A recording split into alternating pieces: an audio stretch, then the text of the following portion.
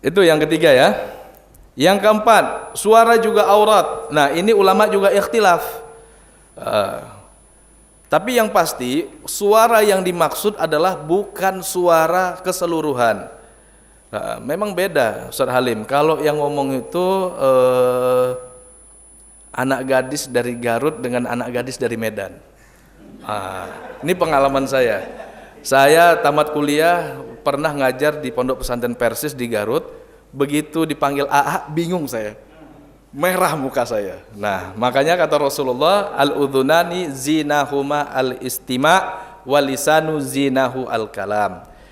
Kedua telinga zinahnya itu, bentuk zinahnya itu dengan mendengar, suka mendengar yang rayuan-rayuan begitu, dan lisan zinahnya itu dengan bahasa. Maka tadi apa yang disampaikan Ustadz Halim, bahwa kalau wajah itu bisa jadi aurat, nanti melebar dong, suara juga bisa jadi aurat begitu. Maka kami katakan juga, sejatinya wajah jadi aurat pun ada batasannya. Bisa dicek nanti dalam Quran surat An-Nisa mulai dari ayat 31 tadi atau ayat 60-nya nanti, bahwa wanita yang sudah usia lanjut menopause, dia boleh meletakkan jilbabnya, maksudnya bukan telanjang tapi meletakkan cadarnya dan yang menutup kepalanya. Kenapa? Karena di usia yang sudah menopause atau di usia 70 tahun biasanya daya tariknya udah berkurang, kecuali kalau nenek la yarjuna nikahahunna, tapi kecuali kalau neneknya operasi mulu Bu ya. Tertarik juga kita kan. Artinya tetap ada batasannya. Ini yang kita sebut kalau dalam kaidah itu Bu ya, wujudul hukmi ma'a wujudil illah. Ya, adanya hukum itu gara-gara adanya ilah begitu. Karena ilahnya ada ya sudah kita hukumi. Nah, ini jawaban kami. Tentu jawaban kami tidak mungkin bisa memuaskan Ustadz Halim. Nanti silahkan disanggah dan saya mohon nanti pertolongan dan bantuan dari kelompok saya. Ya, kedua, Buya Satriawan. Wajah adalah fitnah. Fitnah seperti apa? Seperti yang kami jelaskan tadi. Fitnahnya bukan seperti fitnah yang disebutkan dalam Al-Quran. Ya, ketika Allah Subhanahu Wa Taala mengatakan bahwa al-fitnatu asyaddu minal qatli. Karena al-fitnatu asyaddu minal qatli menurut para ulama mufasir ada dua tafsirannya. Pertama, bisa jadi fitnah di situ terkait dengan ayat itu sendiri, yaitu pengusiran kaum muslimin dari Masjidil Haram, atau fitnah yang dimaksud di situ adalah asyirku. Kalau fitnah yang ini lain lagi. Dan beda juga dengan bu fitnah, lain lagi. Fitnah di sini adalah semacam taroyut ya. Fitnah wanita bisa dengan wajahnya itu memelas atau membangkitkan gairah seksual kaum pria. Saya rasa tahulah Bu Satriawan. Nah, selanjutnya kalau seandainya diwajibkan, maka cadar ini menyulitkan. Sejatinya produk-produk syariat itu menyulitkan. Tanya aja ibu-ibu ketika disuruh pakai jilbab yang biasa-biasa, sulit juga, gerah, panas, keringatan. Udah kalau keringatan udah bau ketek deh. Sulit jadinya Bu ya. Tapi jangan pakai tank top Bu, jangan. Gara-gara sulit kemudian beralih begitu. Jadi yang namanya syariat itu sejatinya itu makarih kata Rasulullah. Jadi sejatinya yang namanya syariat itu sesuatu yang menyulitkan, sesuatu yang kita sebut makarih. Berat kita untuk taat di situ. Jadi kalaupun kita menganggap cadar ini adalah memiliki kepastian hukum dalam syariat, misalnya hukumnya adalah sunnah atau misalnya hukumnya adalah wajib, dan ini menyulitkan, ini konsekuensi dari syariat. Tidak masalah, karena sejatinya menjulurkan atau mengulurkan kerudung kita itu juga menyulitkan. Sholat juga menyulitkan, lagi enak-enak makan siang suruh sholat, lagi enak-enak tidur siang suruh sholat, sulit kita. Kemudian sidik jari, lalu bagaimana kalau wajib sidik jari? Kan tadi dikatakan yang menganggap cadar adalah wajib, mereka meniadakan hadis Asma, bahwa jariyah, bahwa anak gadis itu idza hadat, kalau sudah haid yang boleh terlihat tangan wajah dan tangan. Kemudian wajah dan tangan ini hadisnya dimursalkan, didoifkan. Lah berarti sidik jari juga bagian dari aurat. Iya. Kalau begitu bagaimana dengan sidik jari? Kan harus ya, kalau gitu daruri. Tubihul mahdhurat. Ya kan, yang namanya darurat kepaksa ya sudah halal. Jadi simple saja. Simple jadinya, nggak ada yang sulit. Kemudian kalau cadar hanya baik di tempat umum, ya benar. Kalau di dalam kamar pengantin jangan pakai cadar. Benar itu. Cadar juga, pensyariatan cadar tidak untuk seluruh lokasi. Lokasi privasi, bahkan kalau saya bisa mengatakan di depan suami bukan hanya makruh cadar, bisa haram. Hilang nanti selera suami kan begitu. Karena cadar ini kan salah satu fungsinya untuk menekan gairah. Kalau wanita, kalau istri di depan suaminya pakai cadar juga selesai. Tidak ada pembuahan nanti. Oke, itu jawaban kami dari kami untuk Buya Satriawan, dan kemudian untuk adik-adik Ulhaq ya. Ini luar biasa nih Buya. Ini betul-betul muzakarah milenial, bukan muzakarah kolonial. Kalau muzakarah kolonial yang ngomong Buya semua.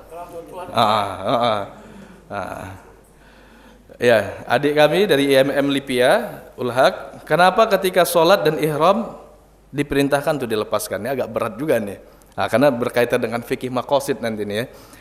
Karena ketika ihram, kalau dikatakan wajah itu fitnah, bukankah ketika seseorang ihram atau ketika menunaikan umrah, haji dan wajib dilepas cadarnya, ini juga kan berpeluang menimbulkan fitnah atau berpeluang menimbulkan rangsangan seksual. Pertama, jawaban kami sudah kami dahului tadi ya, bahwa sebenarnya jawaban yang paling ketat dalam hal ini atau paling tegas dalam hal ini adalah al-umur atau kifiyah. Sudah begitu perintahnya, mau digugat bagaimana lagi? Rasulullah yang nyuruh, kalau kamu ihram jangan pakai niqab. Selesai. Kalau Rasulullah perintahkan, siap begitu. Jadi itu, biar tidak muter-muter Bu ya. Saya tahu dia mau iya, al aslu fil ibadah at-tauqif wattiba. Asalnya kalau udah datang perintah dari Rasulullah, jangan dilihat apa bentuk perintahnya, lihat siapa yang memerintahkan, ikut dan laksanakan. Jangan sami'na wa asoina, kami dengar kami asoy-asoy saja. Apakah benar para sahabiyah menutup cadar? Karena ada riwayat bahwa Jabir menceritakan sebuah proses diskusi, diceritakan bahwa seorang wanita di zaman itu terlihat wajahnya sehingga Jabir bisa mendeskripsikan wajahnya memerah dan segala macam. Pertama, kami melihat bahwa riwayat-riwayat seperti ini tidak bisa menggugurkan riwayat-riwayat yang diceritakan dalam kutubut tafasir. Ya, di depan kami ini ada nukilan-nukilan mulai dari karya atau tafsir yang ditulis oleh Al-Allamah Ibnul Jauzi, Al-Maliki atau yang lain ya, yang semuanya selalu menukilkan bahwa para sahabiat ketika menceritakan Nisaul Mukminin, sahabiat di zaman Nabi SAW, mereka biasa yughattuna atau menutup wajah mereka atau tasturunhunna gitu ya. Jadi riwayat yang terlalu banyak ini yang diceritakan oleh para ulama-ulama tafsir ketika menafsirkan bahwa wanita-wanita mukmin harus mengulurkan atau menjulurkan jilbabnya, lalu mereka mengatakan tuh para sahabiat di zaman Nabi SAW kemudian memahami ayat ini dengan menutup seluruh tubuhnya sampai wajahnya. Ini tidak bisa dinafikan hanya gara-gara ada satu hadis yang diceritakan Ulhaq. Justru kami melihat di sini kalau bisa kita lakukan jam'u, kalau nggak bisa kita tarjih saja, ya. Ini juga salah satu kaidah dalam sistem pendalilan atau metode pendalilan di Muhammadiyah. Kalau bisa dalil-dalil yang kelihatan bertentangan itu di jam'u, di jama, dikumpulkan kemudian kita ambil takwil baru. Kalau nggak bisa ya kita tarjih saja. Kira-kira mana yang lebih kuat, kan begitu? Kalau saya melihat bahwa hadis yang ditampilkan Ulhaq adalah hadis yang sifatnya apa bahasanya itu Bu ya, insidental lah gitu ya. Ada sebuah kejadian di zaman Nabi begitu adanya, sehingga ini bisa dikatakan semacam hal khusus yang terjadi di zaman Nabi dan tidak bisa menggugurkan penafsiran para sahabiat. Begitu minimal, maka saya katakan riwayat-riwayat yang menceritakan keadaan berpakaian para wanita atau sahabiat di zaman Nabi SAW seperti itu, minimal ini adalah pendapatnya sahabiat atau bisa dikatakan madhab sahabiyah atau madhab sahabat. Minimal begini, walaupun saya tidak akan berupaya menarik kalau ini adalah ijma' sukuti dalam artian bahwa begitulah yang dipahami oleh para sahabiat. Karena kalau sudah ijma' sukuti nanti majal ikhtilafnya sudah mulai tertutup begitu. Atau tahu majal ikhtilaf, kira-kira hadirin tahu ya? Ya tahu lah, anggap. Peluang untuk ikhtilafnya mulai tertutup karena sudah adanya ijma'. Walaupun nanti bisa digugat, ijma'nya kan sukuti. Kalau sukuti kan zanni bukan qat'i. Gitu. Yang ketiga, itu kan peradaban klasik. Di era Rasulullah, di era Khulafaur Rasyidin begitu adanya, di era Umayyah begitu adanya, di era Abbasiyah begitu adanya, di era Utsmaniyah begitu adanya. Namun setelah runtuhnya peradaban Islam, lahirlah peradaban baru seperti yang kita lihat hari ini. Ini kalau begini repot kita. Karena ada wilayah syariat yang sifatnya madin, berkelanjutan. Maka mesti dilihat apa yang dimaksud dengan peradaban. Kalau peradaban yang dimaksud adalah hanya sekedar kebiasaan sosial yang tidak mengandung hukum, bisa berubah. Tapi kalau yang dimaksud adalah peradaban di situ kebiasaan sosial dan di situ mengandung hukum, maka tidak bisa berubah. Begitu. Adapun kejadian hari ini ketika orang nggak pakai cadar misalnya, itu tidak bisa dijadikan sebagai dasar untuk menetapkan cadar itu nggak ada. Begitu. Maka dari awal kami memberikan sudah ada 3 muqaddimah. Maka ingat-ingat tadi ya, 3 muqaddimah yang kami paparkan agar bisa mengikuti diskusi ini dengan baik. 3 muqaddimah tadi sudah kami paparkan. Kenapa kami muayyid, kenapa kami mendukung pendapat Syafi'iyah.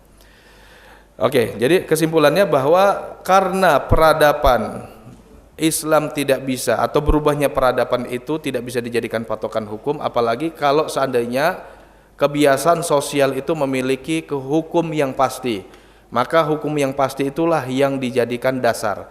Perubahan pelaksanaan tidak dijadikan dasar, atau kelakuan masyarakat kaum muslimin tidak bisa dijadikan dasar sebagai penetapan hukum. Wanita di pasar juga fitnah. Kalau dikatakan ini 1, 2, 3, 4. Yang keempat tadi adinda kita Ulhaq, wanita di pasar juga fitnah. Itu kesimpulan yang kami simpulkan, bahwa beliau ingin mengatakan ternyata wanita bercadar kalau datang ke pasar juga bisa terjadi fitnah. Maka dari awal kami sudah membatasi, yang dimaksud dengan fitnah di sini adalah fitnah yang melahirkan gairah seksual. Kalau fitnah di sini adalah gara-gara itu terjadi fitnah dalam artian miskomunikasi, itu bukan wilayah yang kita bicarakan. Nggak usahkan pakai cadar.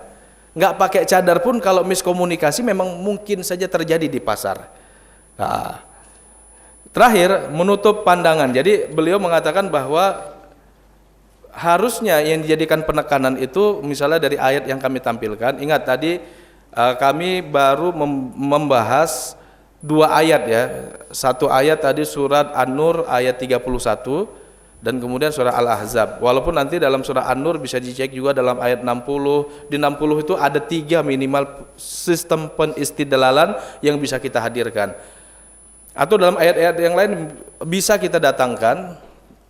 Tapi kami batasi tadi di 2 ayat itu, dan kemudian ada sanggahan dari Adinda Ulhaq bahwa ayat tersebut sebenarnya lebih pas untuk mengukuhkan harusnya kaum pria itu menundukkan pandangannya, bukan mengukuhkan kaum wanita menutupi wajahnya kalau yang dipermasalahkan adalah fitnah.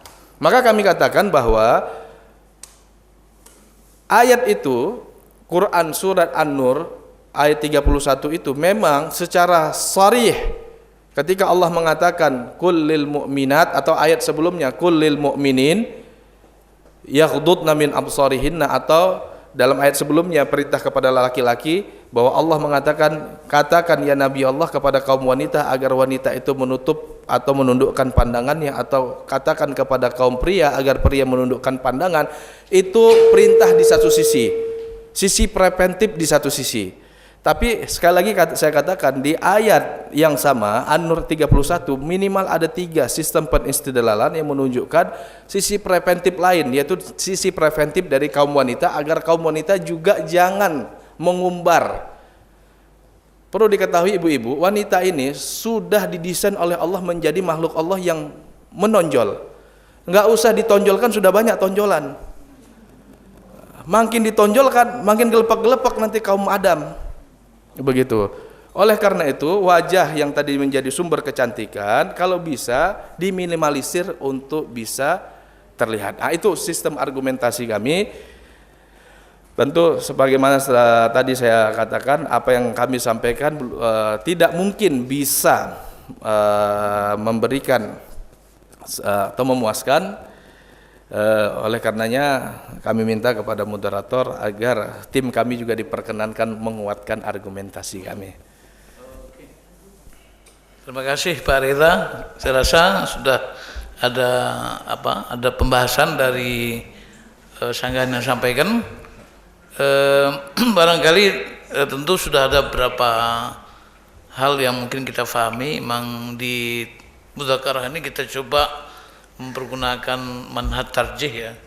Ada thariqatul tarjih, ada thariqatul jam'i, ada thariqatul tawakuf ya. Atau tawakuf. Ya, jadi yang kalau misalnya sudah ada yang lebih kuat ya tentu yang arjah itu yang lebih utama ya. Jadi yang kedua, kalau misalnya sama dalilnya kuatnya, coba dihimpunkan. Kalau memang tidak bisa dihimpunkan ya tawakuf aja, kita tidak persoalkan gitu. Nah, oleh karena sekalian, sebetulnya waktu kita masih ada setengah jam lagi lebih ya. Ini ada kesempatan mungkin bagi teman-teman Pak Reza. Ya, ini temannya Pak Reza nih. Ya, cuman sebelumnya saya ini mohon bantuan dari Pak Fakhrul Razi hadir untuk menggantikan saya di sini. Ya, ada keperluan sesuatu yang tidak perlu saya sampaikan gitu. Jadi tolong Pak Fakhrul Razi. Ya, silakan Pak Fakhrul Razi. Ya, ini ganti apa nih? Ganti moderator ya. Ya, ganti moderator, ganti sopir nih, silakan. Baik, terima kasih. Ini sopir serap. Sopir satu udah pergi.